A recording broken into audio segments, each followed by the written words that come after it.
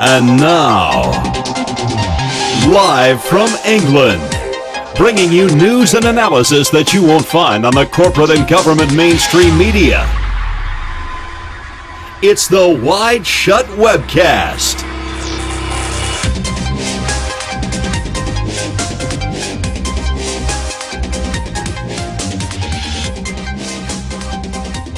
Good evening everyone, welcome along to another episode of the Wide Shut Webcast on FTP Radio. That's flippingthepyramid.co.uk, and my own website is wideshut.co.uk. As always, I'm your host Keelan Balderson, and for the next hour or so we're going to be listening to an interview I conducted on Friday on the Hollie Greig case. It's a story that's swept the counterculture over the last few years. Everyone involved in alternative media and activism has heard of the Google Hollie Greig campaign, and after dipping my toe in a couple of times, I've now decided that it's really time to look into this case and analyse it and have a look at the evidence and see where it takes us, and to really ask the big questions surrounding everything to do with the case. And the outcome of that might not be what some of you expect. Now, if you're new to the show, you can catch me first every week on Sundays at 8 PM UK time on flippingthepyramid.co.uk, and then shortly after that first airing, links are posted up on wideshut.co.uk in MP3 format. I'm on iTunes, there's a YouTube version, and you can use the Stitcher mobile application for your mobile devices as well. And if there's any other platform that you'd like to listen to the show on, please send me an email and I'll see if I can sort that out for you. But let's dive right into this then. Unless you're new to independent online media and that whole scene, most of you listening will probably know about the Hollie Greig case. You can't really miss it, this horrific and emotive story that a Down syndrome lady, Hollie Greig, from Scotland, was abused by a gang of paedophiles from the age of 6. It's alleged that this ring of abusers reaches the top levels of the Scottish establishment. Freemasons might be involved, there may be a satanic element, law firms, judges, politicians, just a horrible, horrible story. Everyone from David Icke to Brian Gerrish of the UK column have talked about it, to abuse activist Bill Maloney, 9/11 truth activist Belinda McKenzie. It's been covered on the Alex Jones show. Palestinian newspapers have covered the story. There's been speaking tours, conferences. People have protested this en masse. There's been marches. Pretty much every element of the counterculture, whether it be media, activism, radio and so on, every big name in the alternative media and the truth movement have at some point talked about this story. You can't miss it. And it has every element that we fear about the current hierarchical system that we live in. It confirms a lot of our fears about the system we live in. Our fears of corruption, cover-up, our fears of a broken justice system, a failing police force, and these fears are warranted, don't get me wrong. But this story has served to encompass all of that into one case, really. You know, the elite doing bad things behind closed doors, trying to shut people up about speaking the truth. But despite all of this, or actually perhaps because all of this, because it's such a perfect story, something that confirms a lot of people's worldview, one thing a lot of people haven't asked is it true? Is what Robert Greene and Anne Greig have been telling us about Hollie, is it the truth? A lot of us, use the label the truth movement. We're seeking truth. we have the truth that the sheeple don't have, and if they would just wake up, the world would be a better place. I tend to think those terms are a bit cliched at this point and actually work to divide us. But generally speaking, the world would be a better place if people, quote, woke up, if they understood the extent of the corrupt financial system, that all modern wars have basically been based on lies and spin, and that if there's a terror attack, 9 times out of 10, the government either blame the wrong people or can't prove the people they've blamed. And you know, whether you call it a new world order, or globalization, or global governance, or the more fluffy terms of interdependence or multilateralism, the world is being forced into one streamlined system that has implications on the freedom of everybody on the planet. But if we're to expose any of that, if we're to talk about it and get to the root of the problem, if we're to challenge the corrupt politicians, if we're to have inquiries and reinvestigations into terror events like Lockerbie or 7/7 or 9/11 in the United States, if we're going to wake people up like we claim to want to do, we have to be able to prove what we're saying. When something presses all the right buttons and fits our worldview, it's easy to accept it as truth. What's not easy is doing the actual legwork and finding the evidence. And if there isn't that evidence, it's even harder to concede that you've been wrong.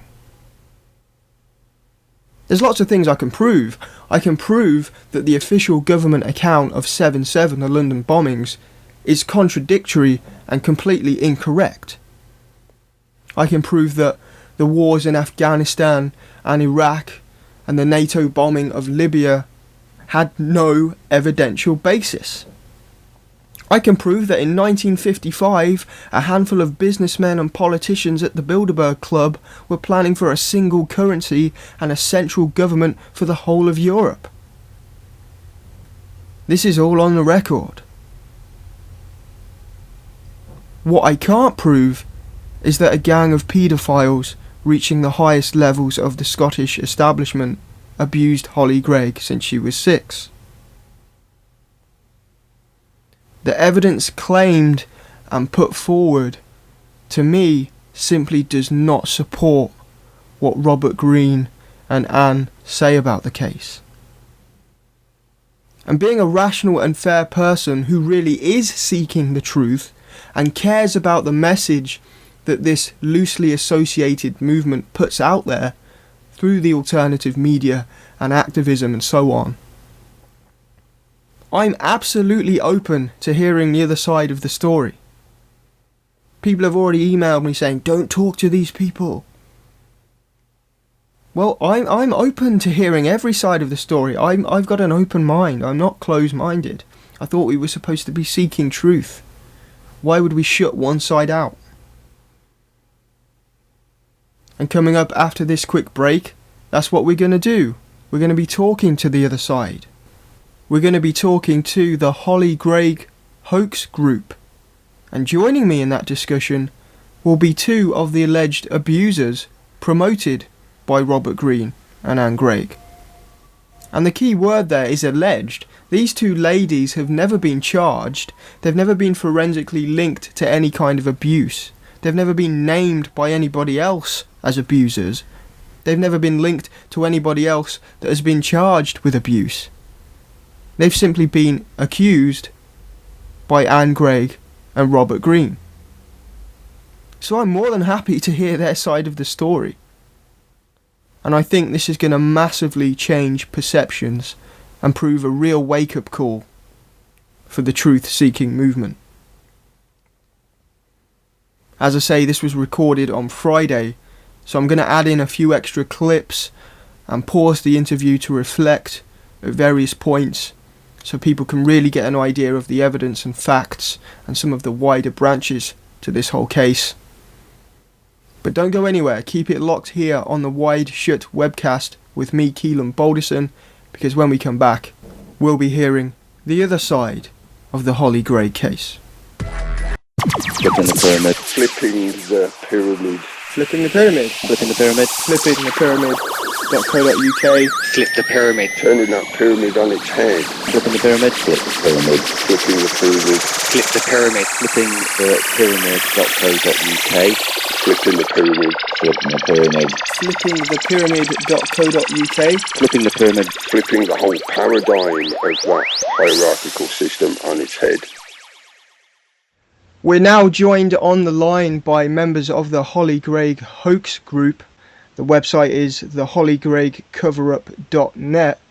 We have with us Sarah McLeod, Rachel Keelan, two of the accused in the whole campaign. We've got Wynne Dragon Smith and Sylvia Major as well. So thank you all for coming on the show. Hi Keelan, and thanks very much for having us on your online broadcast. Yes, thank you, Keelan. I'm Rachel, by the way. Hi, Rachel. Hi. Well, it's certainly not a nice subject to talk about, and I've generally kept out of it here on the Wide Shut webcast, but I think if the alternative media is going to have any credibility, not that we're all under the same umbrella, but I know there's a lot of crossover with my audience, so the least we can do is hear the other side of the story, and I'm not really comfortable just sitting on the fence anymore when I know listeners and people that I have known have been involved in the campaign to some degree. But yeah, so I thank you for coming on and sharing your side of the story today. Okay, great, thank you. Thanks. Now we can get to Wynne and Sylvia's specific story soon, but first I'm just curious, Sarah and Rachel, what has your role been in the whole Hollie Greig campaign, and how did you then decide that what Robert Greene and the others were saying might not be true? Because I was originally kind of on the bandwagon, you know, pasting a few things online, not really looking into it. But then I heard the interview with Manchester Radio Online where they had the BBC reporter on. Mark Daly. Mark Daly. Yeah. And listening to that, I mean, Robert was incredibly evasive. He got quite frustrated. He didn't seem to be presenting any kind of evidence. The BBC guys seemed to be making the most sense out of all of them. And then I got an email from a guy called Greg Lance Watkins, I believe, and he was he basically told me, you know, if you're gonna look into this story, you're gonna have to do some fact checking and so on. So since then, I've just completely left it alone. But I've got you guys on today. I'm just curious, Rachel and Sarah, how did you what was the process that you went through with all this? We've got different stories, obviously, separate stories. So will I go first, Rachel? Yes. Okay, so I was involved with the campaign, and I knew Robert, had met him many times, and was involved in promoting the campaign to an extent.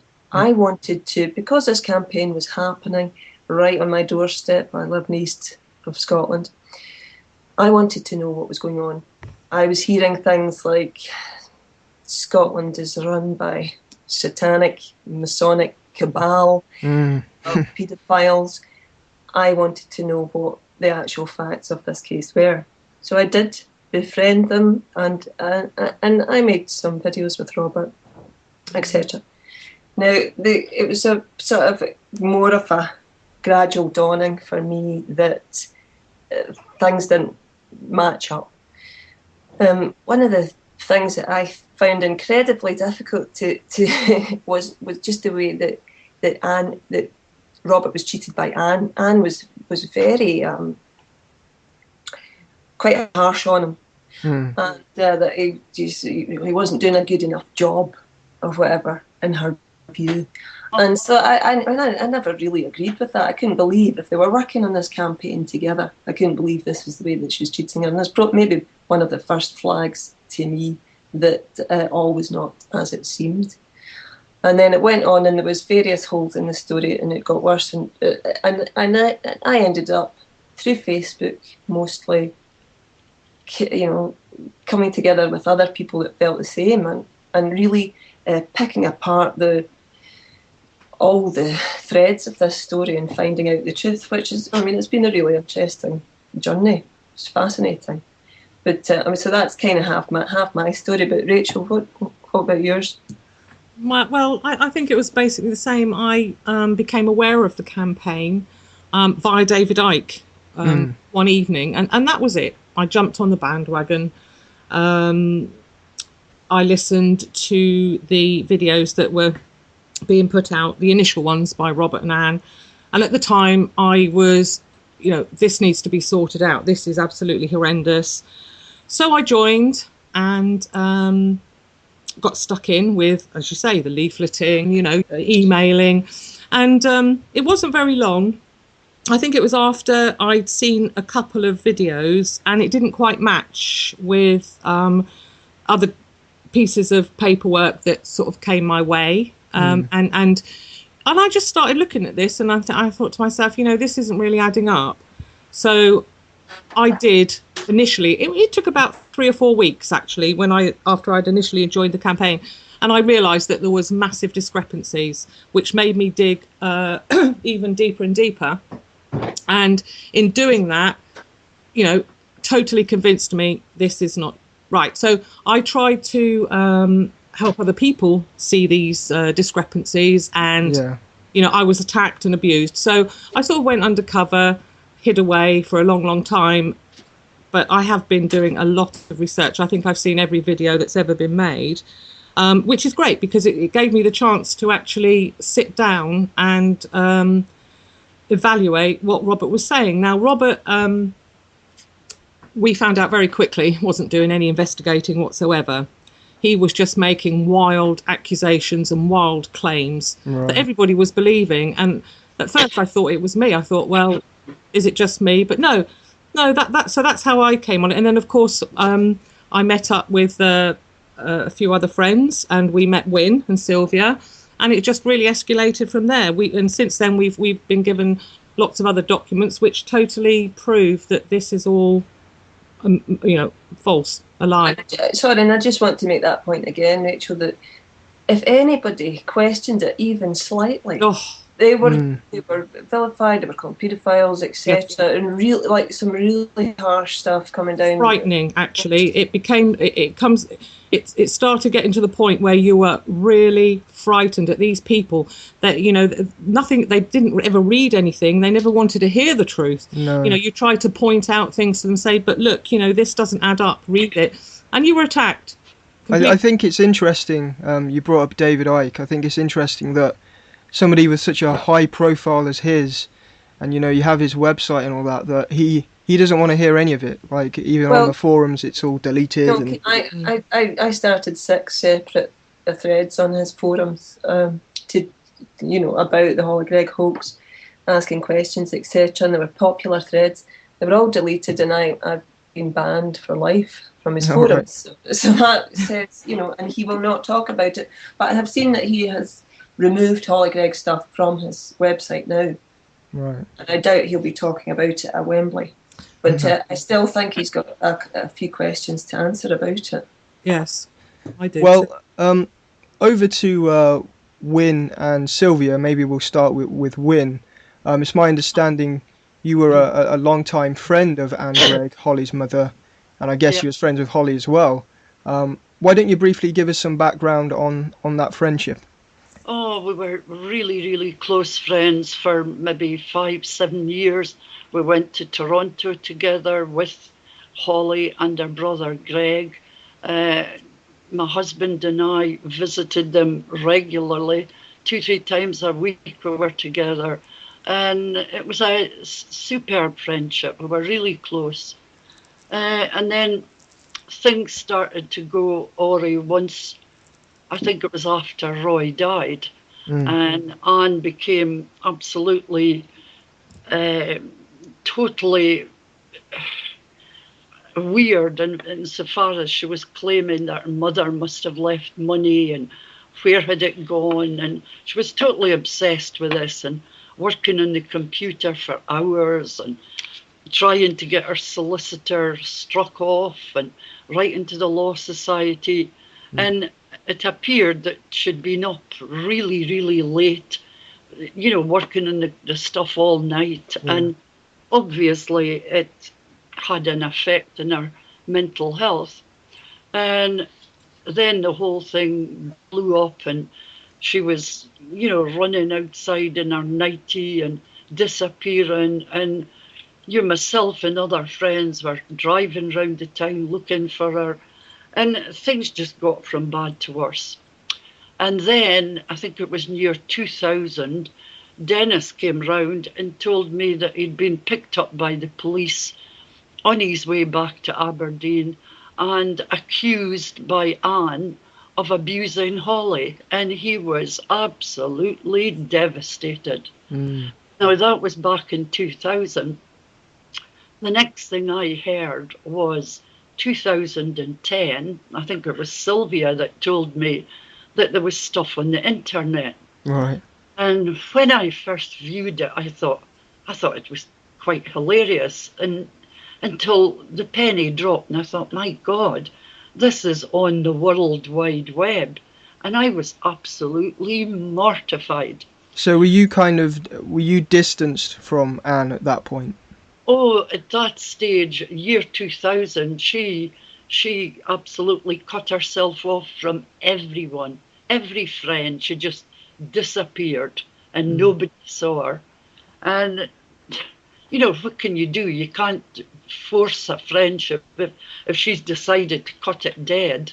And she obviously thought everybody was against her. And I went with Dennis, and the two of us took her to her GP. And when she came out, she said, look, he's one of them. It's against me. And she was totally, totally paranoid. So from then on, I didn't see her again. But I've kept, good friends with Dennis all along. Okay. But then it was in the year 2010 that I started obsessing on the internet and seeing everything that was going on, and it made me quite ill, actually. And then, was it about April this year, I had contact from one of the Hollie Greig Hoax team, and since then it's been absolutely wonderful. They've been such a great help, and through the connection, we've produced the Hollie Greig website, the Hollie Greig Hoax website. Yeah. And from then on, it's been super, Sorry, can I join in there? Yeah. And you can see that, so as one's building up that picture, that you can see that Anne gradually was isolated from everybody that she knew. And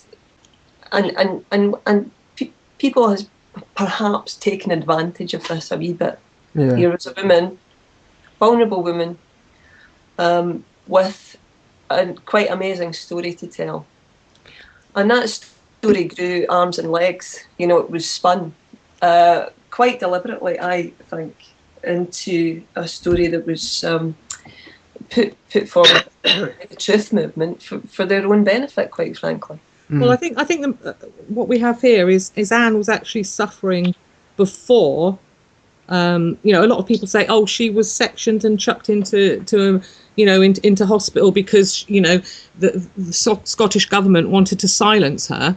But no, she was actually suffering with mental issues before that. She was delusional, yes, totally, and paranoid. She wasn't chucked into a mental hospital because of the Hollie Greig case. No. Well, she was in effect, but people think that she was dragged off and thrown into a mental hospital because she was informing the police and campaigning. No, it wasn't. There was so many health workers, yes, to do with Hollie and to do with Anne, GPs that were really, really concerned about her and her behaviour. Yes. And when she went to that woman's refuge, she was accusing the people there of being against her and making copies of keys. And at one point she said Dennis was even actually entering because they'd given him keys and he was putting poison in her milk.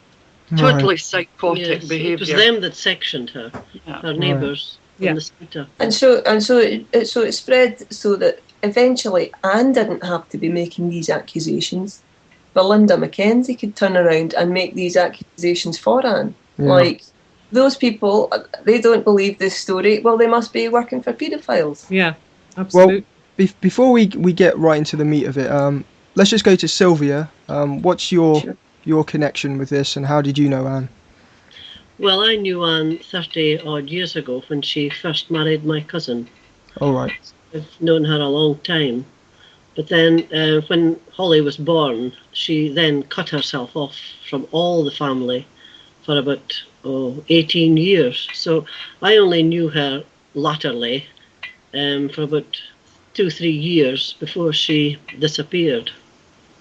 And we used to meet them, her and Dennis and Hollie, in the pub on a Friday night at the local hotel. So, you know, that's how I knew her latterly, just for the last 3 years before she disappeared again. Okay. Well, I think to get into this, we should probably start with some basic facts. Obviously, one of the first claims on, there's kind of an official press release statement that are on all the campaign sites. And one of the first claims is there is medical and other evidence that supports Hollie's account, and Grampian Police, etc., accepted her statement. I don't know who wants to take this, but what is the alleged medical evidence, and why does that not really hold up in your opinion? Well, they have doctors' letters going back to when she was at school, and there was no problems. The school doctor said that there was absolutely no problems at all. She, had some genital warts, etc. But there is, again, if they go onto the website, they will see a number that they can dial that will confirm exactly how warts are contracted, how they can be contracted, not just sexually. There are other ways. I'll just pause the interview there because this is a point that I think could be misconstrued and is still being spun a lot by the Hollie Greig campaign. Now, Hollie's medical records are available for everybody to see on the holliegreigcoverup.net, and they back up what Rachel is saying here. And remember, these reports are from years before Hollie allegedly made her claims of abuse. They've just been retraced after the fact by the campaign and spun into their narrative. These were routine medical examinations from the early 90s while she was at school back in Scotland. She had a urinary problem and caught some kind of infection while in Brazil, something like worms, that children often get or whatever. So they had a checkup and whatnot, and it was also found that she had perennial warts. Now, Robert Greene and the campaigners say they have evidence of abuse and Hollie had a sexually transmitted disease, implying she caught it from one of the abusers or whatever. Greene won't give you these reports, but if you actually read them from the hoax site, there is nothing that would implicate a vast paedophile ring in abusing her. As Rachel says, there's nothing to say she caught the warts through intercourse. There was no mention of intercourse in any of these reports. Now, the parents were a bit concerned of about some sexualized play in the school playground, but that's not too uncommon with children starting puberty and playing kiss chase and things. Just think back to when you were in the school playground. Some things do happen like that from time to time. And as the doctor says in the report, he has no reason to believe that these issues that came together around the same time are anything more than a coincidence, and parents just showing a little bit of concern. And just remember, if Dennis was supposedly the leader of this abuse ring, why would he be attending to a meeting with a doctor openly discussing these issues? There's a lot of giant leaps of faith with this case. And just to reiterate the whole warts thing, if you go on the NHS website, it says you do not need to have penetrative sex to pass the infection on because HPV is spread by skin-to-skin contact. Many articles will tell you that it's highly contagious, and some suggest keeping good hygiene around the home. And it says in some rare cases they can also be passed on from warts on the hands. So this is not evidence that she was abused by a paedophile ring. All that being said, though, I mean, it doesn't necessarily mean there wasn't some kind of inappropriate behaviour at school, or perhaps some kind of isolated abuse, but the point is, to say this is evidence of an adult paedophile ring is completely misleading. If Hollie was abused from being 6 years old by a gang of adults, there would have been visible damage recorded in those reports.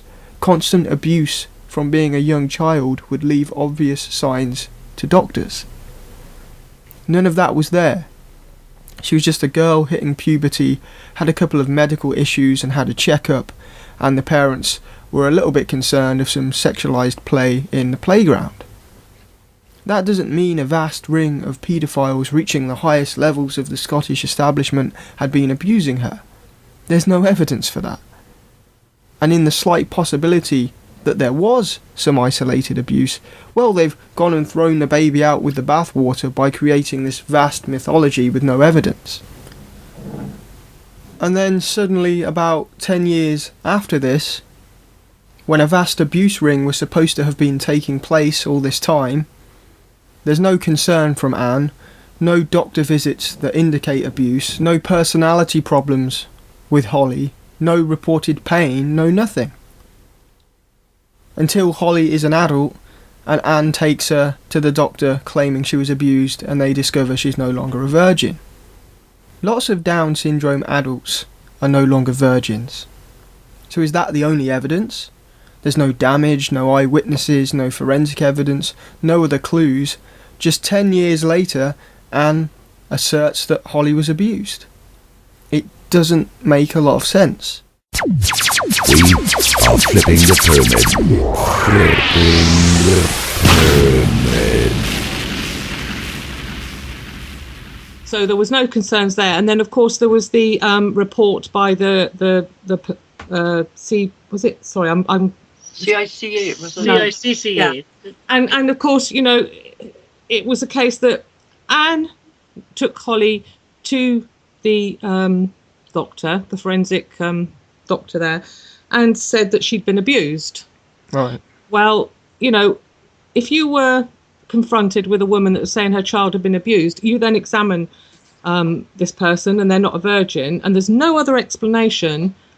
What can you deduce from that? You have to believe the woman, and that was why the money was paid out, was because Anne was adamant that Hollie had been abused, but obviously didn't inform them that she'd had boyfriends, so that could possibly be the reason that she wasn't a virgin.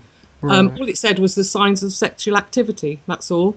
And of course, you know, that like the CICA, when they pay out, they pay out for injuries that were sustained. Can I just say that payment is not an admission of guilt on their part? No, they don't have to know who, when, or anything about it. For the injuries sustained. Yes, and I suppose the only injury that they paid out for was the fact that she wasn't a virgin, and Anne claimed that, you know, she'd been abused. So really, the doctors there had no alternative but to put it down to the fact that she had possibly.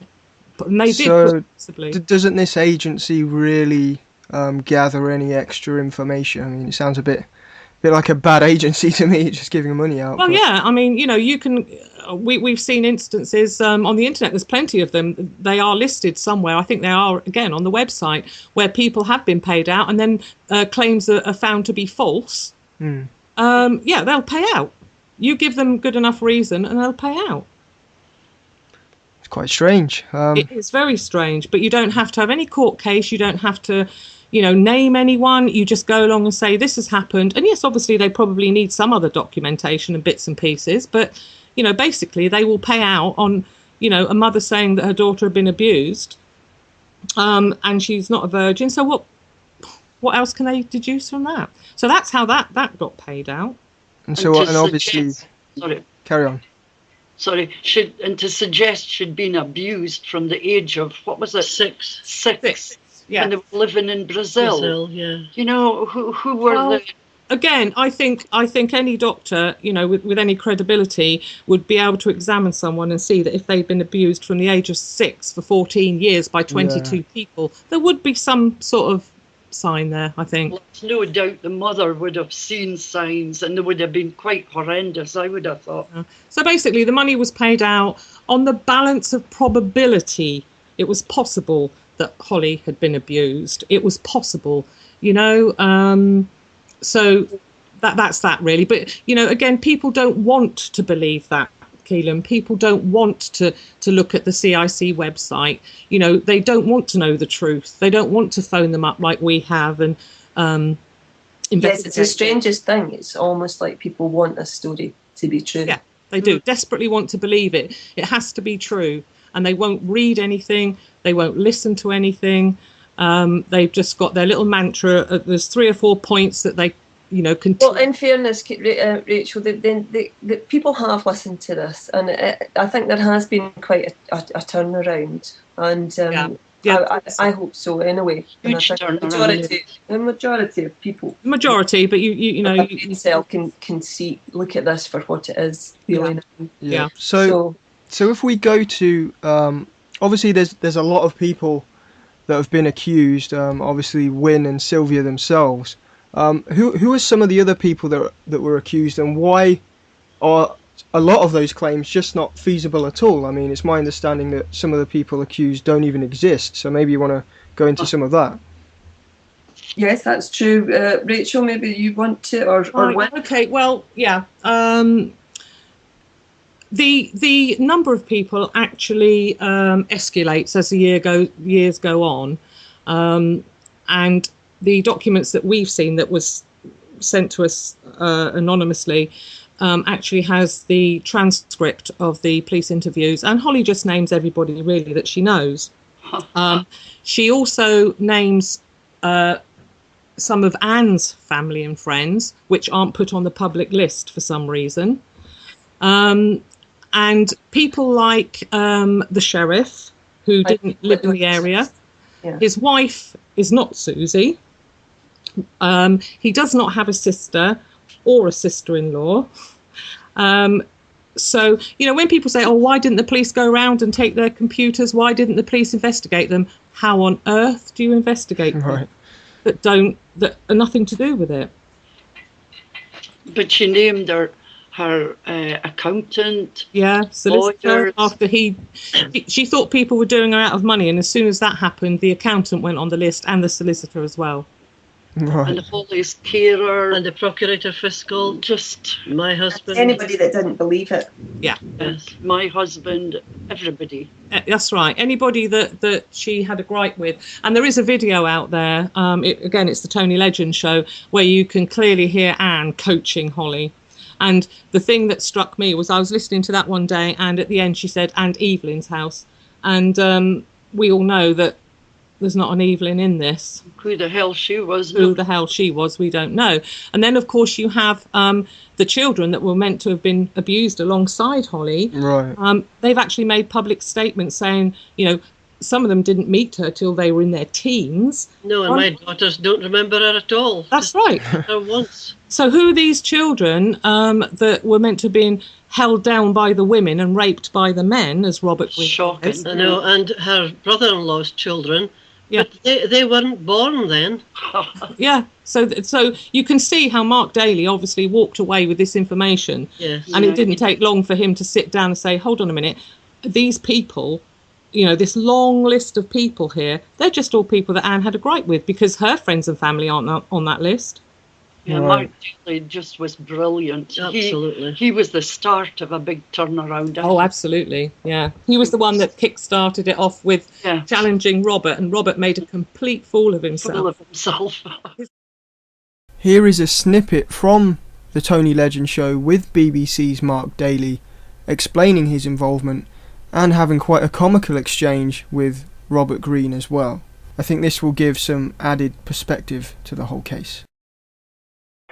I do, and you know, there are some things that I'm going to say tonight which probably won't be that easy for some of the people in the studio to hear, but I feel that my hand has been forced, and I just hope that you, Tony, give me a fair hearing, and I'm very pleased that Mr. Greene is on the programme as well to join in the debate. No worries. Well, let's just start at the beginning, if that's all right. How did you first hear of Hollie Greig? Well, the story was passed to me, and I'll summarise very quickly how my involvement in this story began. I spoke to Robert Green, and I spoke to Anne, and I had some brief conversations over a few days. I asked for a selection of paperwork to be sent to me. I was told that there was a massive bundle of paperwork, which is always good for guys like me. So I asked for this to be sent to me, and it was sent. And on the face of it, there was an extremely powerful story. What you had was a Down syndrome girl making very serious allegations. Now, at this time, we were looking to do a programme about justice and how people with learning disabilities have problems accessing justice for precisely the kinds of reasons that you people are campaigning, that they're not viewed as credible witnesses. This is an extremely important issue, and one which the BBC thought that we would have a look at. What Hollie would have been was probably our chief case study. So, on the basis of the evidence which we had, it looked like there was some strong grounds to support Hollie's allegation that she'd been abused probably by somebody in her family. That was supported by a letter from a senior police officer and the fact that she had received compensation despite no charges being brought. So on that basis alone, there was a very strong programme there. There was some other allegations about a wider paedophile ring. Now, I've been a journalist for a lot of years. I've done programmes about many things. Paedophiles is one of them.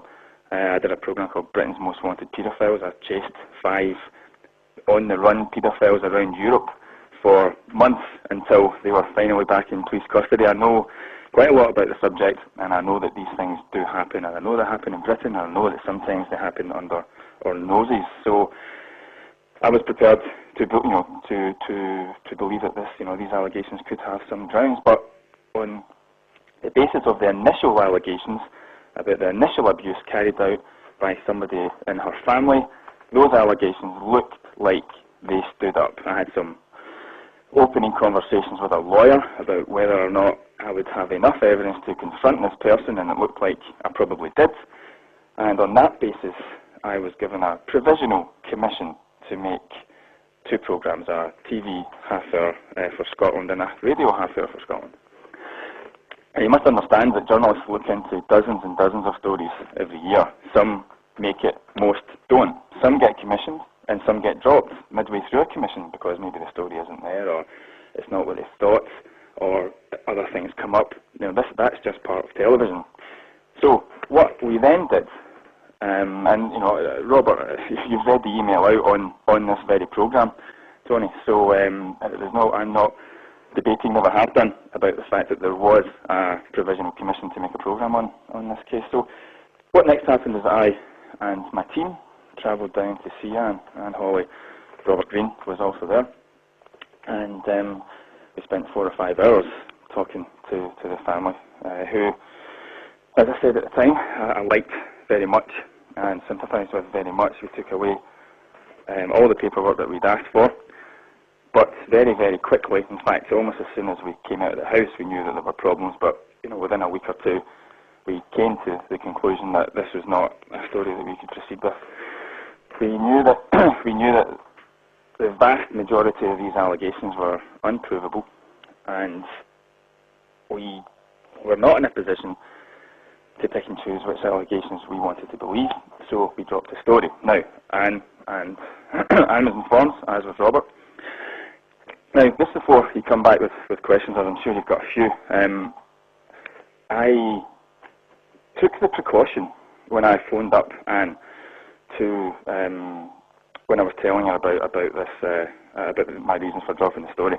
I took the precaution of recording the conversation for note-taking purposes. I've also recorded the conversation with Robert Green for note-taking purposes. And the BBC, you can do that, but you're not allowed to broadcast that material. It's just to protect you, for example, if a case comes to court or something like that. Now, as you know, both Anne and Robert have alleged that I told them that I had to drop this story because I was forced to by my bosses because of pressure from the government, pressure from a legal firm called Levy and McRae, and that I was in fear for my job, therefore I had to drop the story. Now, that conversation did not take place. Those words were not spoken, and I'm afraid that I have the recorded evidence to prove it. However, that didn't stop Robert and, I'm afraid, Anne, going around the country, going on various satellite television channels, online radio stations, and writing that, in fact, I had been forced to drop this story, that I was a journalistic coward, and I was in fear for my job. Now, I'm afraid it just isn't true, because I'm not in the business of shying away from big stories. Big stories are what I do. I've taken on some of the biggest institutions in the country, government, police. I do investigate paedophile stories. If I thought I could run this one, I would have done. And the suggestion that I or the BBC would have walked away from a story because it was too big or we were too scared, it's fanciful. It just is. It's misguided and insulting. If this story was what I was told it was, I would have been all over it. And I'm afraid the evidence did not support it. Now, I've got many, many other things that I want to say, but I want to give you or Robert the chance to come in and ask me anything. Well, I'd just like to go. I've got an email here from Marcus Ryder. Now, Marcus is your editor. Is this correct? That's true. Now, I've got a letter here. It's to Mr. Green. That's Robert Green. It's from Marcus Ryder. Now, he says in the middle of this, when Mark Daly told Anne that he could lose his job if he were to broadcast such a story, the clear meaning behind this was that it would be careless and unprofessional to broadcast allegations which could not be proven. Yeah. Careless and unprofessional workers rarely keep their jobs, and I understand that's exactly fair enough. What I said. At the end of my conversation, I said, look, if I was the kind of journalist that went around broadcasting allegations which I knew were unprovable, which I knew I could never find the evidence to back it up, then, journalists like that don't stay journalists for very long. Now, somehow, in that explanation, it's gone from that to me being in fear for my job because I'm being pressurised by my boss, the government, and Levy and McRae. Now, those two things don't just tie up, Tony. Now, I ask you, Tony, as a journalist, which you've told me you are, does it ring true to you that a journalist who's done the kind of work I've done would suddenly decide to walk away from a story because he was scared? Now, Mark. Hello, Robert. Hello, Mark. Now, I may be regarded as a little old-fashioned, but I believe in chivalry. It is not only that you refuse to do the story that distresses me enormously, and we can talk about that, but I'm not going to talk about it unless you give me assurance on this. You were not only a situation where you did not run the story, but you insulted a lady, and that lady happens to be my client, Anne Greig.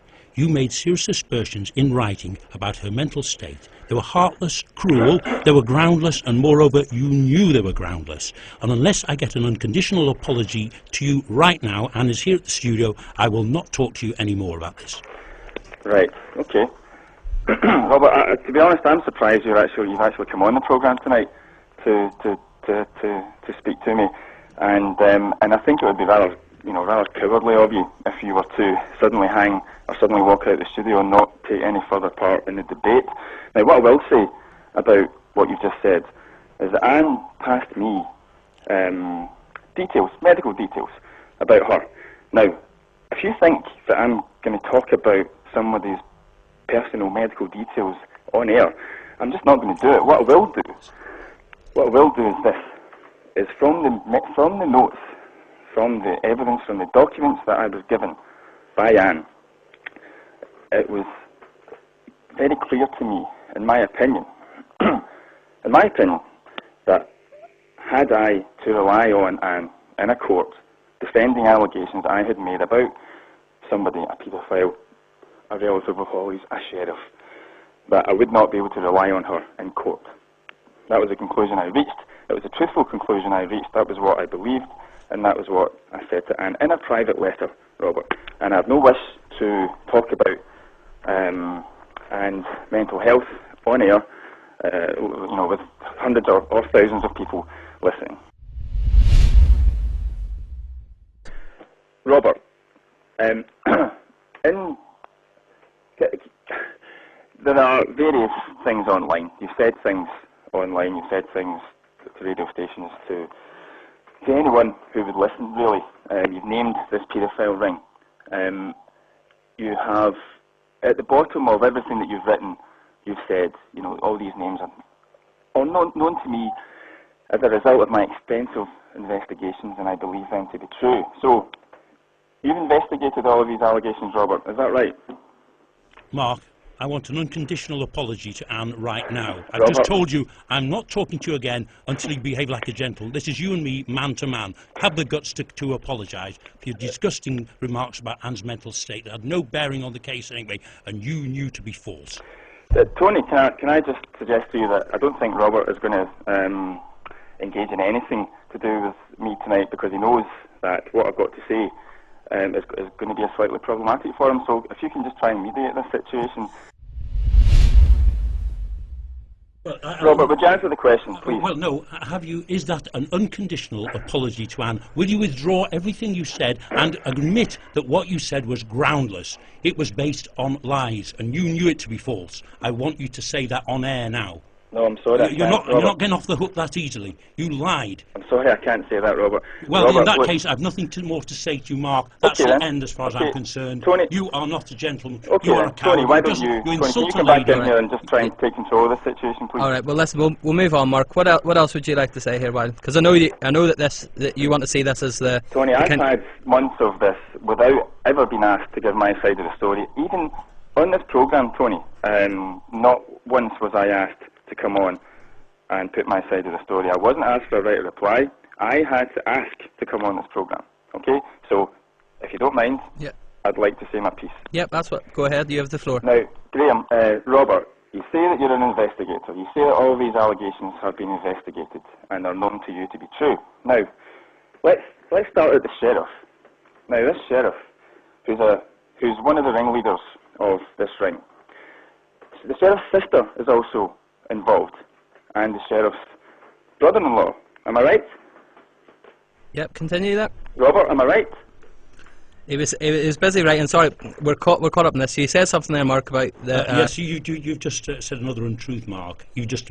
As you well know, I emailed you about the public meeting that was held on the 3rd of October at the Quaker Hall in Edinburgh. What's that got to do with this? It's got everything to do, because you said you weren't invited to give your part side of the story. I invited you. I'm talking about on 24. Oh, no, I invited you to that meeting. I was going to give you a platform in front of the public, and you didn't turn up. Oh, well, yeah, no, you got an email from me, I can assure you, on that. Well, if I have, Robert, then... But there was your chance. You had a platform. Then, Robert, then I apologise, I must have missed that. You're a platform. You've had no, because you had the chance to speak. You're only on the now because you're getting your collar felt, and you're probably under orders from somebody to actually try and get the BBC off the hook. And I'm not going to let you off the hook.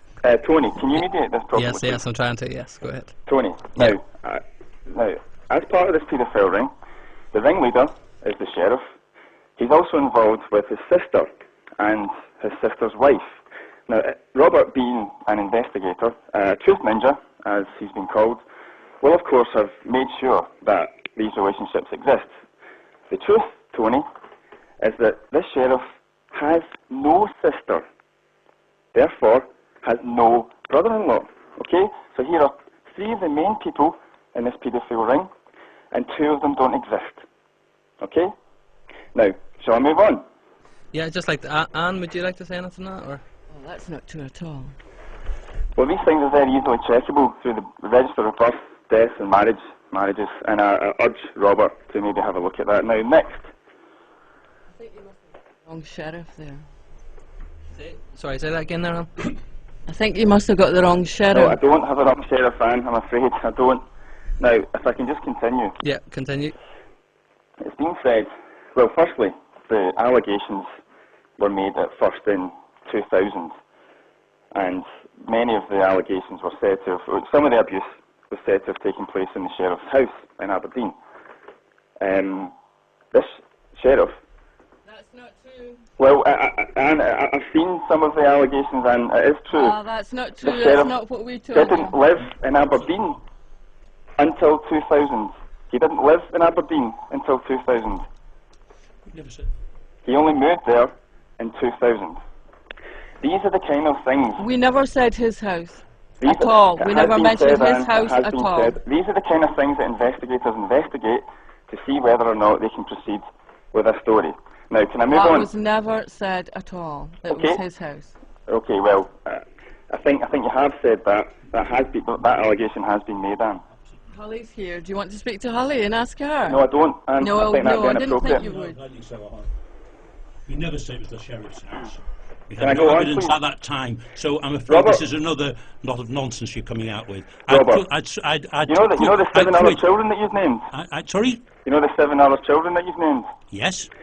2 of them weren't born at the time of these allegations.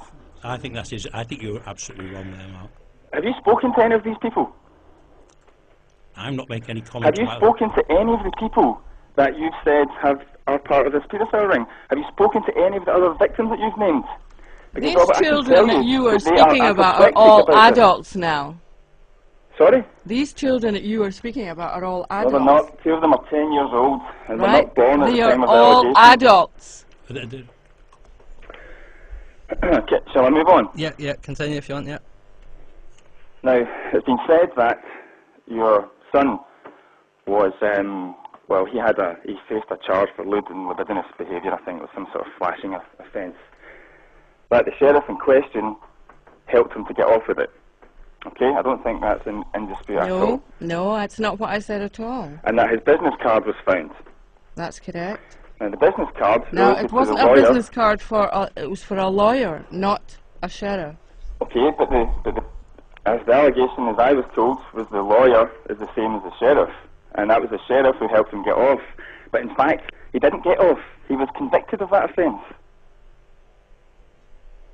Well, Mark, if I could just come in for a minute. Like, obviously, we're getting into the ins and outs here, which yes, is... but Tony, it's important because I'm telling you the reasons that a story like this can't be published or broadcast, because when it comes to it, when you look at the allegations, when you look at the evidence, I'm afraid that many of the allegations just don't stand up. But, I mean, just for a minute, maybe you've called me naive for thinking this before, but surely a court of law would be the place to have these sort of discussions and not on the Tony Legend show? A court of law would be a much more ideal place, you know, hands on the Bible and swearing oaths and stuff. You've got a great point there, and the point here is that the one allegation that had any legs, the one allegation that should have been brought in front of a court, in front of a judge, has been lost in a deluge of these other allegations, which I'm afraid don't stand up. Now, if Robert, this lead investigator, had taken the time to perhaps go and speak to any of the other victims that he's named, to any of the people that he's accused of being a paedophile, he might have been able to get a little bit closer to the truth himself. We are flipping the pyramid. Flipping the pyramid. Flipping the pyramid. Flipping the pyramid. Flip the pyramid. Flipping the pyramid. Flip the pyramid. We aim to see the world as it really is. Turning that pyramid on its head. www.flippingthepyramid.co.uk. Flipping the pyramid. Flipping the pyramid. Flippingthepyramid.co.uk. Flipping the whole paradigm of that hierarchical system on its head. Yes, Mark really had a problem that he couldn't challenge him openly. No. The BBC could not challenge Robert openly because they were seen to be challenging a woman with mental health problems. They weren't about to do that. No. And this was Daly's problem. Well, so he did go on the Tony Legend show, but not representing the BBC. And I can see why he had to do that. It was a very difficult situation for him to be in. Well, that's right. I mean, I think he was terribly maligned by that, wasn't he? When absolutely. He got hate mail.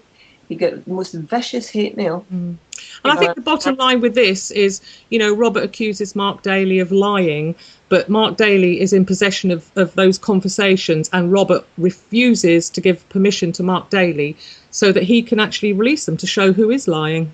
Yeah. Well, that's what strikes me about all of these claims, is that, you know, Robert Greene claims to have got documents and correspondence between people and things like this, But when you go on the websites, there's not really anything there for anyone to really look at or cross-reference or anything.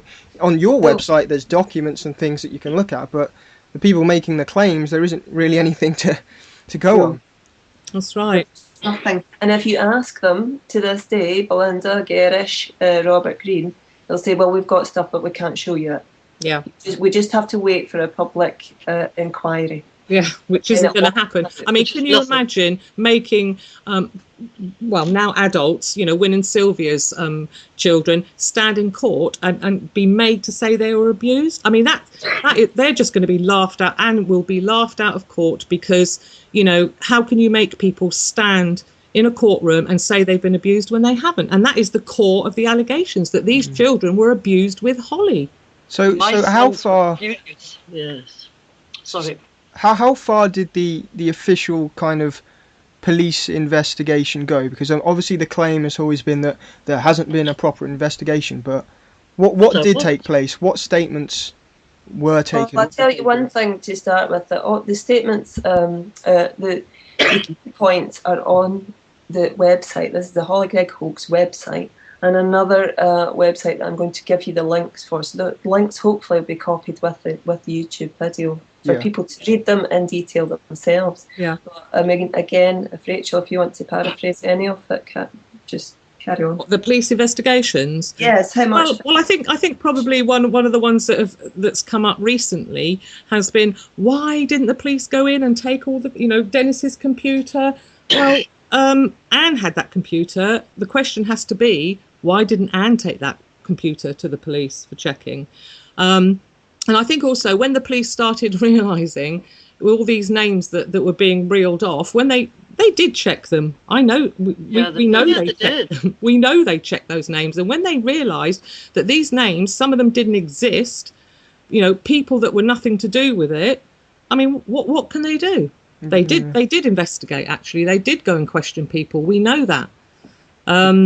But you see, an investigation for the likes of the Robert Greene and Greg supporters are, taking them into custody and questioning them, but that's not how it happened. They were questioned. It wasn't investigated in the sense of, taking them in under charge. They were spoken to. Well, yeah, I mean, there are procedures in place. You can't just call somebody something and expect them to get carted off. There has to be...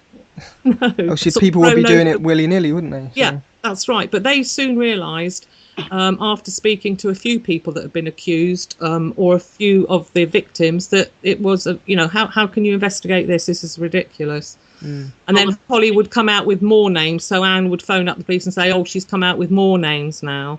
But there was never any information like dates, times, locations, or any descriptions. No, it was a fabricated. It was a story, almost like a bit of a soap opera. Yeah. So the police did investigate, but obviously, the thing is as well is the police are not going to release what they have actually done. They're not going to give it to the people that say, well, you haven't investigated. The police aren't going to release all, the behind the scenes stuff that they've done, but they have done it. In 2010, we were all interviewed for at least 2 hours, Yes, individually. Yes, we were. Okay. So obviously, Robert Greene is one of the main talking heads in all of this. He's the one who was leading the campaign. He's the one that's done a lot of the media rounds. Most people seem to have come across this case because of Robert Greene and the UK column and so on. But I mean, who is Robert Greene? How did he get involved? I guess why did he get involved? What do we know the background of Robert Greene? Robert Greene used to be a travel agent, and he sort of reinvented himself as a bit of an investigator after he went through a sort of financial crisis with his own travel business, where he felt that he'd been done out of money, and he turned into a sort of investigator type. This is documented. It's on the website. Again, I'll give you some links. And this gave him, I think, a flavour for what it might be like to be a sort of investigator and And he went on, and through a man called Stuart Usher, a Scottish man who ran Scotland Against Crooked Lawyers. And so lots of people came to Stuart Usher with their problems, specifically, legal problems. And Anne Greig was one of them. And Anne knew Stuart Usher for years, and Stuart knew her story. And then he got in contact with Robert Greene. So that was how Anne and Robert met. And Robert took this story on full time. I mean, he dedicated himself to it. And he seemed to, I don't know, I mean, he obviously enjoyed it to a certain extent. Yes, he likes the limelight. Yeah, absolutely. He's an egotist. Yeah. Does he have his own family, or? He's got a grown-up family. Right. And he's separated from his wife. But I mean, he seemed to have he had the time to do this investigation. I'm not so well. He didn't investigate at all. He'd never been in Aberdeen before, so how he can investigate it remotely, I don't know. But he didn't do any investigation. But he took on this job of speaking for Anne, basically, and speaking for the whole campaign. And not long after that, Belinda was involved as well, and Belinda's the sort of bankrolling behind it that allowed, Robert was up in court in Stonehaven. How many times? 19 times he had to come up to Stonehaven to appear in court, and that obviously cost a bit of money. Well, he was jailed for a time, I believe, wasn't he? He was in jail, yes. His side of the story is obviously that they were trumped up charges. He's being silenced, and he was kind of martyred that way. But he's never really been clear about why he actually was arrested and charged and whatnot. So, what is the actual story there? Well, he falsely says that he was arrested for handing or attempting to hand out leaflets. And this is absolute nonsense. The reason that he was arrested was for sending letters in the post to all the accused's neighbours. Right. In every, area where they lived, he sent letters in the post to neighbours. And businesses in Aberdeen. Yeah, in its horrendous area letters. of Aberdeen, naming the names and calling them, calling them paedophiles. Virtually saying, do you know your neighbour is a paedophile? And a terrible letter. And this now makes sense with the breach of the peace. I mean, even if it was true, you can't go around accusing people without a trial or whatever. So it doesn't make sense. That was why he was arrested. And make no pains about it. I mean, the sheriff, we've seen the documents, the bill, and he was trying to ignore it, hoping that it was going to die out. He didn't want to make it, although he was horrified and very upset, he was trying very hard to, sit back and hope that this was all going to fizzle out, that this was going to die a death, but it didn't. The sheriff was watching this for a long time, and in the end, he had to take out an interdict. Yeah. So it wasn't like they all jumped on Robert Greene and all that. I mean, the sheriff, for one, who was falsely accused, he gave it time to die out, but it didn't. It just escalated, and what I think it was the Press and Journal actually were told to desist from all of this as well, back in 2009, I think it was. Yeah, but they had already run a story with That's it. Right, they had. Yeah. And it was all being closely monitored. And my husband's name being mentioned. Yes, yeah. So Robert had been doing this for a while, plus publicly, he was in a, naming people publicly in 2009. He was the first one to name these people.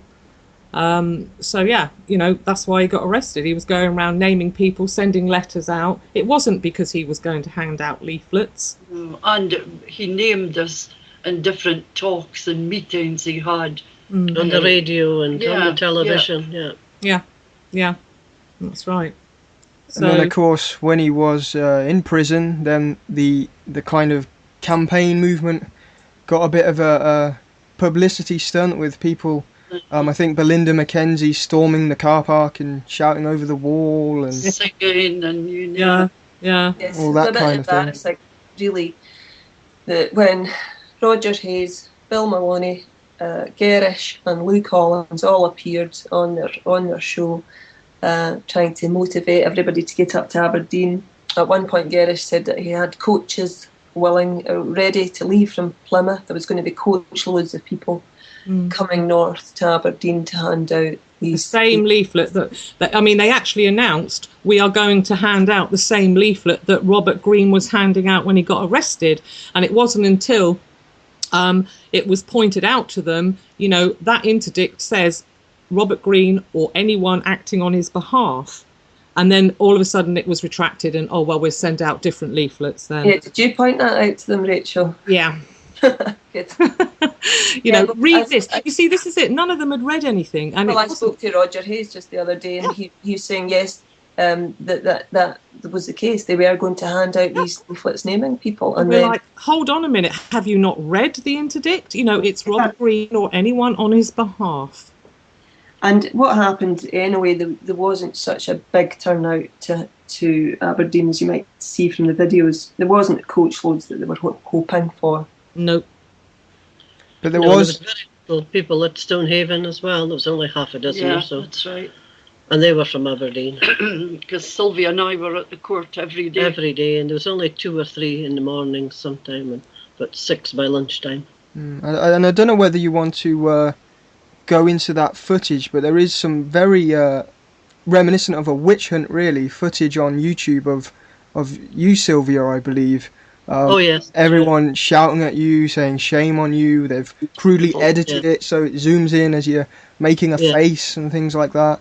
I mean, it just sends shivers that so many people would blindly believe something like that at face value. Shocking. Not that I'd seen it, by the way. Yeah. No, Sylvia doesn't watch any of these things, and quite rightly so. It's disgusting. I've managed to have one of the videos taken off YouTube. Oh, good. One of them removed, and I'm still attempting to get others removed. I've asked Brian Gerrish, Bill Maloney, Roger Hayes, Lou Collins several times. I've entered into huge, long email conversations with them, which I've gone on for weeks now. I've printed them up they're on Facebook. They're available for anybody to look at. And when I first started talking to them, can you please just listen to what we're trying to say and try to show you? And Belinda had already said that I was a paedophile and I worked for Sheriff Buchanan and I was a paedo protector and I was MI5 and all these things. So the response I got from Gerrish was, he was never impolite to me, but he was not going to look at anything that I was going to show him. He knew, and he was not going to be told by anybody else what the case was. And he said, we've got information that you don't. Well, he still claims to this day that Hollie was abused by high-ranking officials in the Scottish government. And I've asked him so many times, please, can you provide me, privately, we don't have to, display the names, but please, can you let me know who these people are? So, do we think, Robert Greene, Brian Gerrish, Belinda, do we think they genuinely believe what they're saying? Or, what do you think their motive is if they don't? I mean, it's a bit... When I went to Stonehaven one day on Robert's trial, and I was speaking to Belinda at the time, and she was visibly shaken, and it was the day after Wynne and Sylvia had given their testimony, and she said to me, well, they're either very, very, very good actresses or they're telling the truth, and I made a horrible mistake. She did. And she was visibly shaken when she was telling me this. But she went back down south and kept up with the story. So I think that you'd have to ask Belinda herself what she actually believes, because I don't know what she believes and what she is just touting or spinning. She has put since since Robert went to jail, they put a donate button on the website. I don't know how much money they've accrued through it, but it's possibly money is a motivation for these people. I have no idea. What Brian Gerrish's motivation might be different again. I do think Brian is a political animal.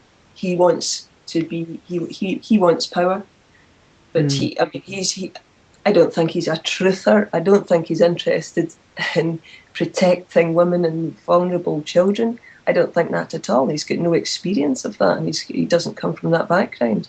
I think he's purely in it for politics, I think.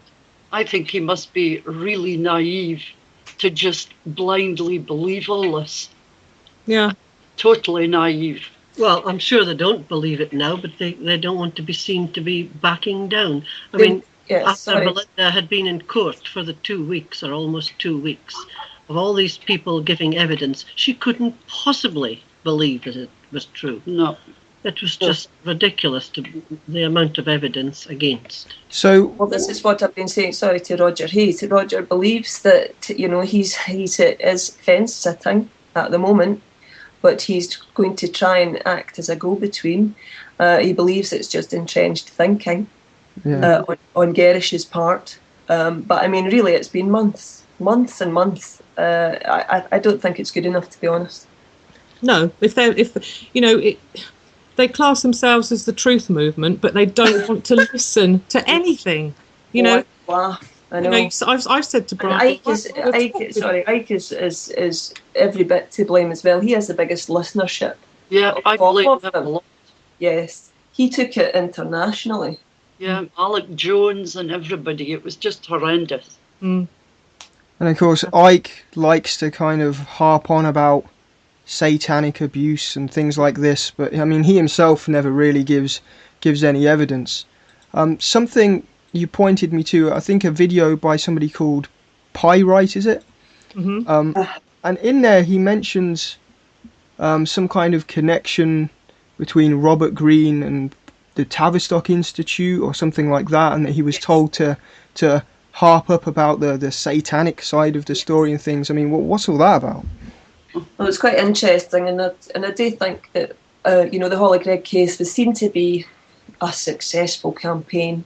So of course it was going to attract people latching onto it. So round about November or so last year, Robert got in tow with this man called Wilfred Wong, who represented a Christian group, Christians Against Satanic Abuse, effectively. And involved Robert in meetings with people who were interested in Satanism and high up people that had been working in that field for a long time, including Valerie Sinison. Mm-hmm. Eva Harding as well worked for the Tavistock. Eva Harding. So Robert was meeting with these people in a big house in Golders Green, having a nice middle-class dinner party with these people. He felt he'd arrived. They were saying that he was, they were taking him into the Parliament. He was going to talk about the Hollie Greig case. He was going to present it in Parliament. Of course, it was in a meeting room in the Parliament buildings. It wasn't in Parliament itself. Yeah. But nevertheless, this was a big step for him. And to do this, they wanted him to sex up the satanic aspect of the abuse. And he did. He got up in front of a hall full of people and say, yes, it is satanic. I didn't want to talk about it for years because it might put people off or whatever. But yes, there's a satanic element to it. And of course, those YouTube videos got thousands more hits than any of his other YouTube videos. This is what people were waiting to hear. Yeah. Disgusting. And it was, there was no more satanic abuse to it than any abuse at all. None of it. It's all been fabricated. Well, when you see Valerie Sinison and what she's been connected to, she's convinced people that they have been satanically abused, and they haven't. And she's can work for the Tavistock for years, which Eva Harding. That is one of the reports that they will always refer back to. Eva Harding. She was the one that interviewed Hollie, having had a good chat with Anne first. So she's going into this session with Hollie already being primed, my daughter's been abused. Now Eva Harding, she's dead now, so she can't defend herself at all, but she worked for the Tavistock for a while as well, and she was looking for the same thing as Valerie Sinison, satanic abuse. She was looking for the abuse, and as far as they're concerned, they don't investigate anything. And I think that was one of the pieces, again, it's on the website if people want to go and look at. There's a great long article about Valerie Sinison, which it's very interesting. I mean, very. Everybody should look at that. But it was Carol Myers. It was the Carol Myers case that Valerie Sinison was involved with, and Carol Myers ended up killing herself. We've actually been in contact with Carol Myers' family, and they were horrified at the parallels between the Hollie Greig stuff and their case. Wow. And the satanic side of it, and there is actually again in this paperwork that was distributed around, there's bits that say that Hollie said she saw a man or an adult satanically murdered. And Robert, again stands up and says, it's all satanic, and the children were being held down and beaten with belts, and just ridiculous. I mean, what with these children that didn't even know her, it's all been, moulded around the story that they would like to hear. Well, Sarah, as you've alluded to, I mean, this has obviously impacted on the quote truth movement. I mean, personally, over the last year or so, I've tried to move away from sort of cliched terms and things like that, because it does seem to me that a lot of the time the alternative media aren't really checking the facts, rather they're just picking at things to fit their worldview. And I mean, it's a worldview in some aspects that I agree with, but they're not doing the legwork. And we can all point at the BBC and say, oh, the BBC aren't doing their job, war propaganda, they're all lying to us and things. But it's almost like they flipped it all around and are doing exactly the same thing. Yes, I agree. They have, and I don't know, I mean, is it just because they've got a little bit of power, a little bit of credence now, that they think that they can determine what people believe? I mean, one of the things that strikes me about the sort of Belinda followers and the Garish followers is that they're quite often people that are, vulnerable, and they're maybe not people that have, high level of education, and they cling on to people like Belinda. Garish are very plausible.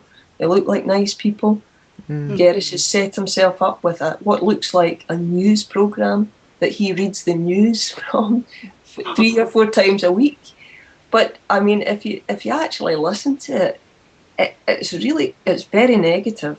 He doesn't have a great plan for helping people. It's just he wants to attack. I think he's very anti-authoritarian, and he wants to attack the authorities. He's got an axe to grind. Yeah, I think that's grind as well. I think that's the thing with a lot of people, that you can see them, that they are vulnerable people. They have problems of their own. They've been abused, maybe, and they're attracted to that story, and now they're getting abused again. It's terrible. Yeah, they're donating money to these people, and it's almost as they see the Hollie Greig as their saviour. It's the Hollie Greig story that's going to solve all of their problems too, and that's really worrying, that they're not spending time trying to solve their own problems. They're looking to people like Belinda, Garish, Robert Green to solve it for them. Keelan, did you hear about Belinda and Iran Aid? No, I didn't know. Well, can you give us a brief rundown on that, Rachel? Yep. Well, Belinda was again. She denies that she said, I saw somewhere that she did actually say that she wasn't a trustee for Iran Aid. It was a charity set up, and the donations were to go to the orphans and for aid for people in Iran. And I think over 15 years, they collected £75 million. Blimey. And somebody complained about the aggressive way in which Iran Aid were collecting their money. So they were investigated, and so the Charities Commission were going to go in and get the documents to see exactly what was going on. And Belinda denies any knowledge of it, but these documents were destroyed. They say it's because, you know, there were identities of people in Iran that they didn't want to get out because it was too dangerous for them. But these documents were destroyed. Now, that charity was shut down. And when they tried to trace the money, they traced it to Germany, and then they couldn't find out where it went from there. And not only that, no charity, no organisation in Iran had ever heard of Iran Aid. Right. So there was £75 million that's just disappeared into thin air. The Charities Commission that we've been in contact with are very ambiguous with their information.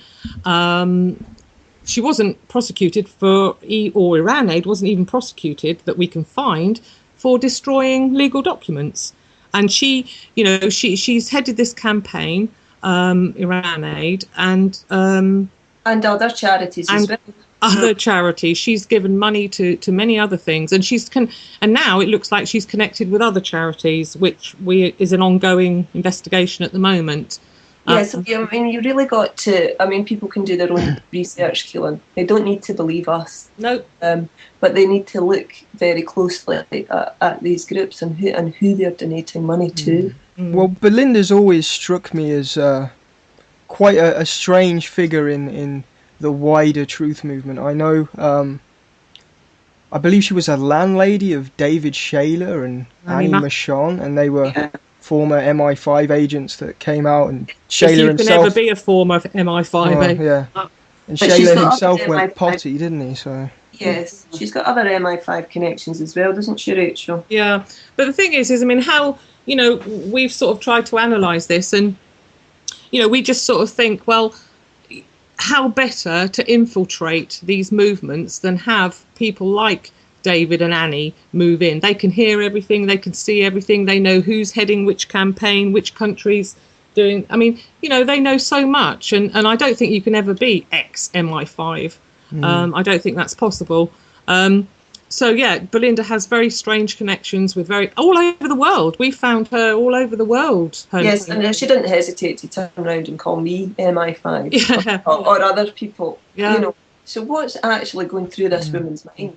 Well, I've kind of experienced a similar thing. I mean, I've done a lot of investigative kind of work into the London bombings, and because I have a slightly different view on what may have happened than the quote popular conspiracy theories on it, I'm all of a sudden the gatekeeper, the shill, and all this. You have guys like this Muad'Dib guy who claims himself the Messiah, and he's in there with Belinda Mackenzie. And you have it's almost like they're there to make everyone look silly. Like, I don't know. Yeah. Yes. That's right, and I think I think you've hit the nail on the head. It's a good way of discrediting it, isn't it? And keeping an eye on it. And to bring it back to the Hollie Greig case, so really what we're looking at is that Anne, a woman with mental health problems, is surrounded by these people who are actually using her. Now, who's looking after her? Yeah. Who's looking after her and Hollie? I don't know. I don't know who she's living with. Is it Belinda? You know, is Belinda looking after her best interests, or is Belinda just writing her website and collecting from the donate button? And this is the exact same question that I've asked Gerish and Hayes, and neither of them can give me a good answer. And that's basically what we're looking at. It's a vulnerable woman, surrounded by these Fruit Loops. Do we know what the status of Dennis and Greg are? Have they attempted to contact Hollie any time recently, or, I mean, are they completely shut out? Well, when maybe I had the last contact with the family. When? Yeah. Obviously, you can't say too much. You know, I don't want to say it, like, Sylvia. Well, I mean, Greg's been attacked on the internet. I mean, they both have been attacked viciously on the internet. Yes. So there is a wee feeling that to protect them a bit. Yeah, yeah, yeah. But Greg has made desperate attempts to try to, you know, be back in contact with his mother, and they're all rejected. Yeah. Well, one of them, he actually, there was questions posed to Greg, and Brian Gerrish was part of this. Oh, really? I think Anne said, well, that's not my son, give him a couple of questions. So Brian Gerrish asked him a couple of questions, and Greg did answer one, but not the other. So Anne said, no, that's not my son, and that was the end of it. But that boy is devastated, absolutely devastated. Yeah. Yeah. And he wants to, you know, Hollie wanted to see him. I mean, Anne took an injunction out to restrict her own son from seeing Hollie, and it was refused because Hollie wanted to see her brother. Yeah. And it was her Anne. father, no doubt. Yes, her father as well. Yeah, that's right. Hollie wanted to see them. She missed them and wanted to see them, but Anne was desperately trying to prevent Greg from seeing her. I mean, Anne has removed Hollie from every contact that she had, from her aunties, her uncles, her friends, everybody. And that kid now has no contact with anybody from her past that she loved, you know. Yes, the whole world, really. Yeah. Well, it's a very sad state of affairs. I mean, how do we move forward with this? I mean, do we hope the campaign just fizzles out, or do you think we should perhaps be going to confront some of the talking heads head on with this? Well, I'm not confronting them, but I'm in talks with Roger Hayes at the moment, who wants this all to for people to overcome their entrenched thinking, basically. He's not saying I'm right or Gerrish is right, or either things. He's just right in the middle. But he's talking about it taking months. My point of view is that it's a much more urgent thing than that, is what I've just said. That Anne, who's looking after Anne? Yeah. It's as simple as that, and that is the most immediate problem. And after that, people can then go and think, right, people do the research and think what they like. It's not up to me to tell people what to think. Yeah. Just me and Rachel and others have put information out there, but we've not got a donate button. We don't effectively really care what people think, but they do have to, we like critical thinkers that look at evidence. And also I would say everything we put out we can back up.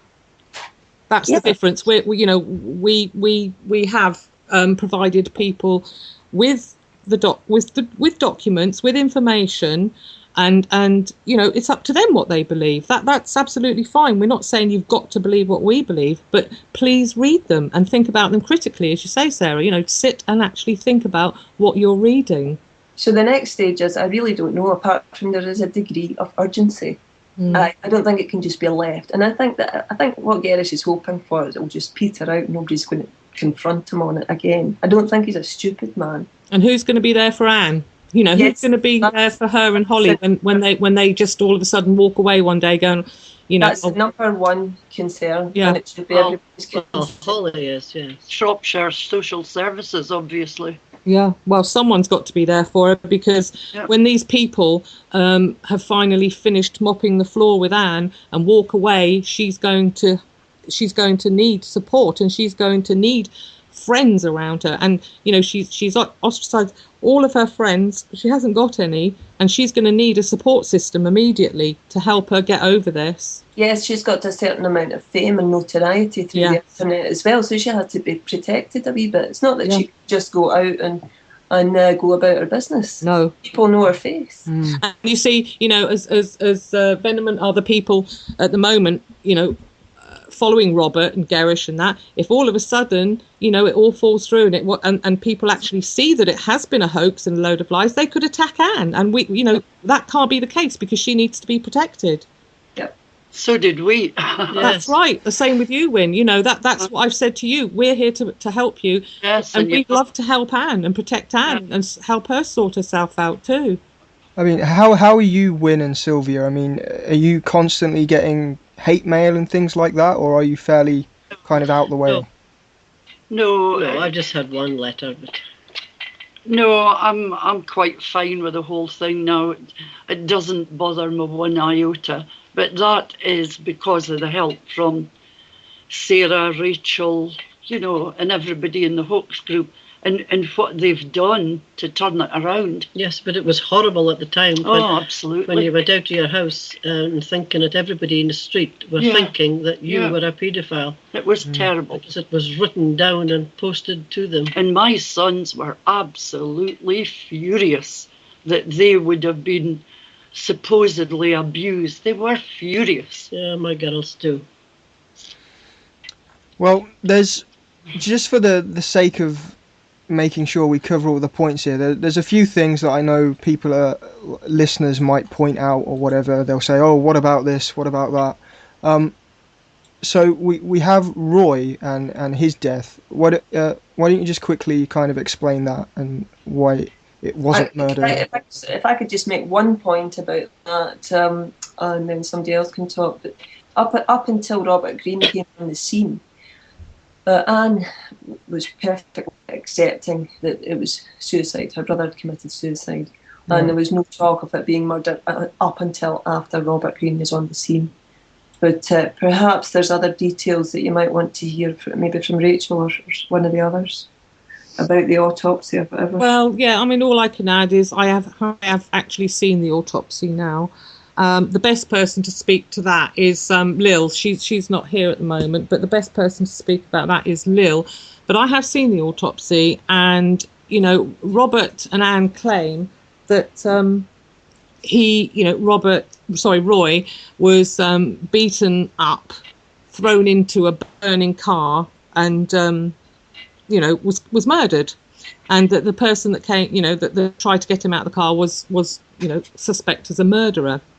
Now, when you've read the autopsy report, you can actually see, that this is absolutely untrue. And that is one of the reasons why Robert, an autopsy report isn't a very nice document to release, but Robert and Anne hide that away. They guard that with their lives, because they know that document, that single document, will prove that they are lying, because it does not say what they claim it says. And Stuart Usher, again, I will say it again, and the video's gone, unfortunately. I can't find it. But Stuart Usher even admitted that he had never seen the autopsy report. He just believed basically what Anne and Robert had told him until he read it, and he actually admitted on live radio that it did not say what Anne and Robert said it did. And so did Mark Daly. He's obviously seen it. Yeah. So that one document alone, if it were released, would prove that what they're saying is not true. How much of any of this kind of detail came out in Robert's hearing? Was there any kind of presentation of any kind of evidence or anything like that? Yes, the pathologist was wonderful. Yes, in the court he spelled it out, how it was impossible to have been, that he'd been beaten up and murdered. He spelled it out in pieces that people could totally understand, that he died of smoke inhalation. Okay. Well, unless you've got anything else to add, I think that pretty much... Well, yeah, there's always more, but just to bring you right up to speed, Keelan, that last Friday there was a hearing in the Royal Courts of Justice that Anne was present at. Okay. What was it called again? I don't know. I don't know the legal term. Brian Gerrish was there, Belinda McKenzie, Robert Greig was there. But it was only Anne that was allowed in the court. It's a closed court. Closed court. We don't know what happened. It's not been made public by any of the websites. The only thing that's happened subsequently is that on the official website they've said that Robert Greig is no longer working with the Hollie Demands Justice team, that effectively he's been sacked. All right. So that is the latest from... He doesn't say that. But he doesn't know. He came back on his blog and said, no, I've not been, I've not left them. So there's obviously a difference of opinion there. But apart from that, we don't really know what happened at that hearing. We could speculate, but I don't know. So that's the latest. Yeah. So Roberts isn't aware that he's been given Well, he's aware that he's been dropped, but he just refuses to leave it alone. He says he'll still keep campaigning. Yeah. Tell us some of the websites and Facebook pages and things that people can find more info on. Well, there's Hollie Demands Justice and Hollie Greig Hoax on Facebook. There's email conversations with Brian Gerrish, which is very amusing if anybody wants to go there and read Brian's emails with a variety of us. I mean, 5 or 6 of us were in long communications with him. And he went through all different stages of saying that he wouldn't talk to us if we were anonymous. He wouldn't talk to us if we, because he suspected we were paedophiles. And then at the end, he offered to pray for me. That was his sort of parting shot. I've never been anonymous to the man at all. He knows who I am, but his last thing is that he's going to pray for me. So I left it there. So at this stage, there's no kind of possibility of a debate between both sides or anything like that. I would never close the doors. I would always debate with them. We would love someone to mediate a good, a calm, sensible, debate. We would love someone to mediate it. We have never been rude to people. That's not our thing. We don't call them names. But we want to engage. We want to talk to these people. So anyway, so that's some of the Facebook sites. Now the website is the Hollie Greig Hoax, but I believe the URL is called the Hollie Greig coverup.net. Yeah. So I'll make sure all that is out there. Yeah, it's great. And then there's another blog, Hollie Greig Hoax. So basically, if you're just Googling Hollie Greig Hoax, you'll come across everything in great detail. Okay, well, thanks. Keelan, can I just mention something that's maybe not too significant? Yeah, cool. But as far as debating, Sarah, do you remember I offered to go and visit Robert Greig in prison? Yes. And he made every excuse that no, it wasn't possible. Yes. And I would have debated with him, I can assure you. Yes. However, Robert's never met any of the accused. He's never spoken to them. He's never emailed them or anything. You think that would be his first point of call, would be to... Well, you would think it might be. Well, he's never been to Aberdeen, so he can't investigate. Well, the first time he went to Aberdeen, he hadn't been up prior to when he was arrested. I mean, part of the investigation in Stonehaven, part of the court case was that they had gone through his computer and found that he had looked up all these addresses in Aberdeen that he was going to post these leaflets to, and all the posts. Which he did. Yes, exactly. So that's what he did. And that's what he did before he'd ever been to Aberdeen. Yeah. Is there anything else anyone would like to add here at the end? Well, I'd just like to say, please, come, let's get together and have, an adult, calm, respectable debate. We want to understand where other people are coming from, and we'd like other people to listen to us, and we just want to talk to people. Yep, brilliant.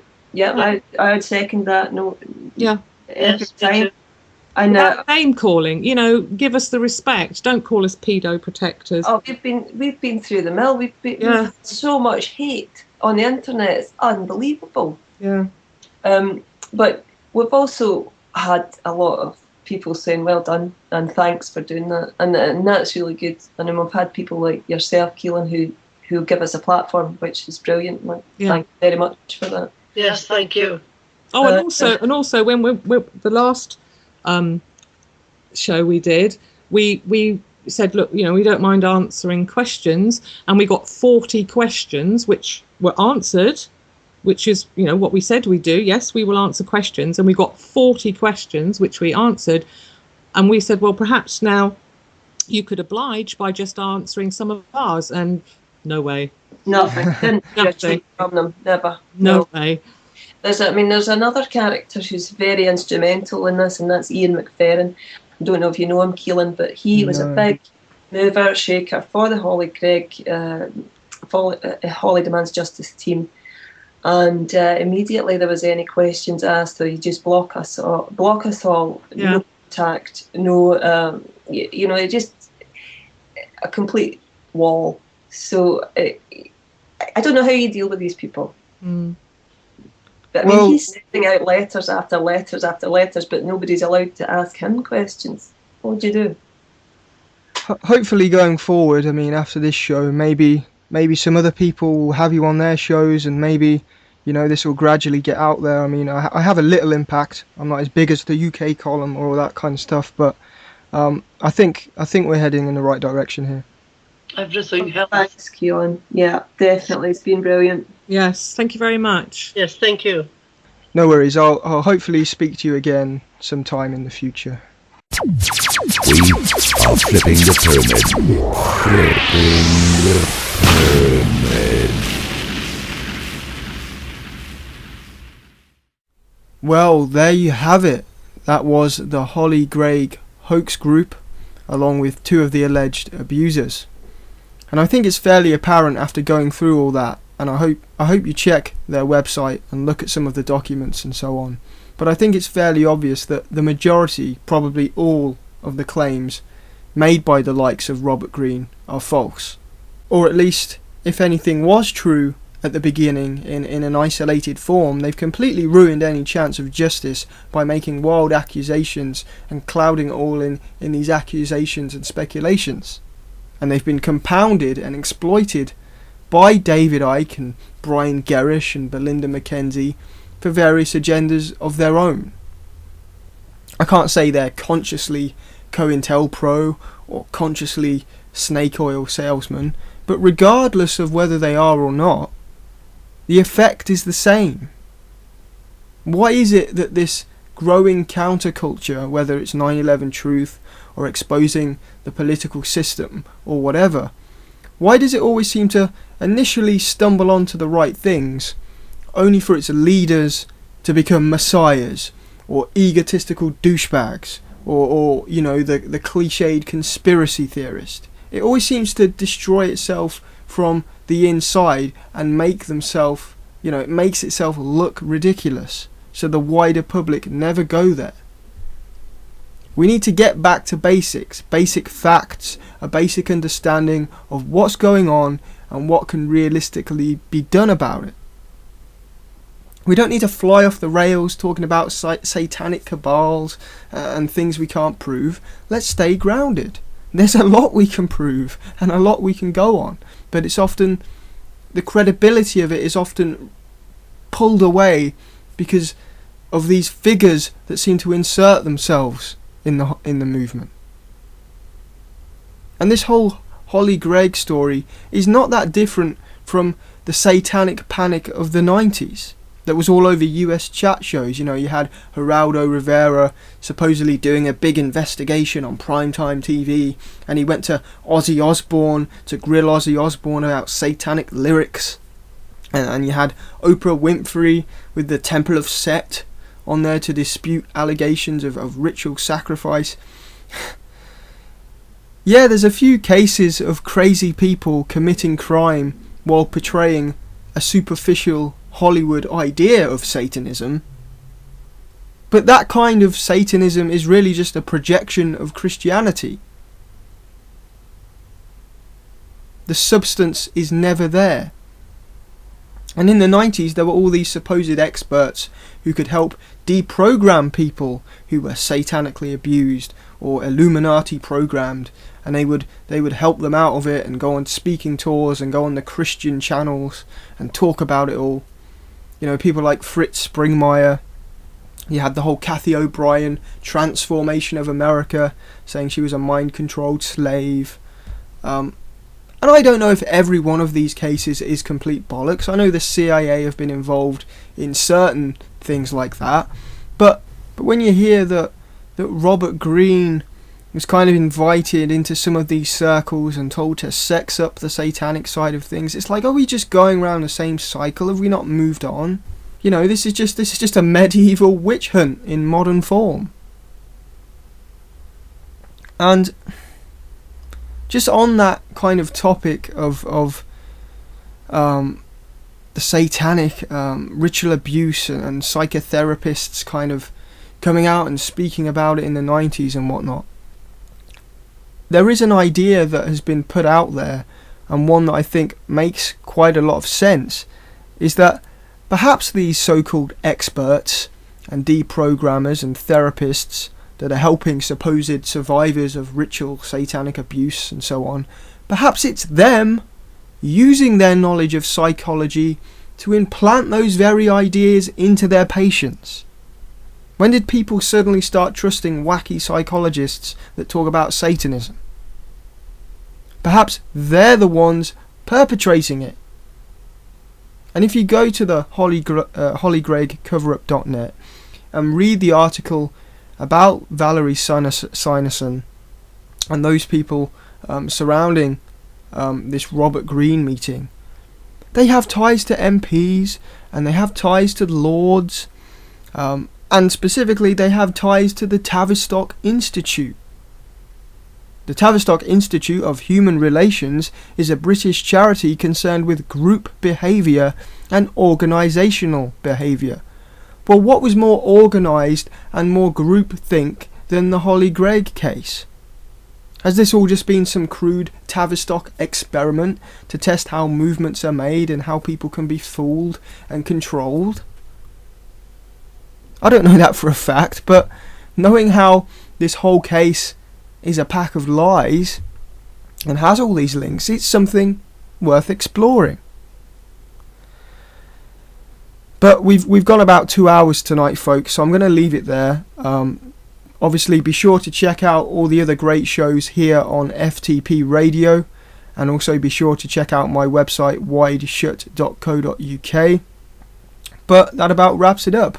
From me, Keelan Balderson, I'll catch you same time, same place, next week. We are flipping the pyramid. Flipping the pyramid.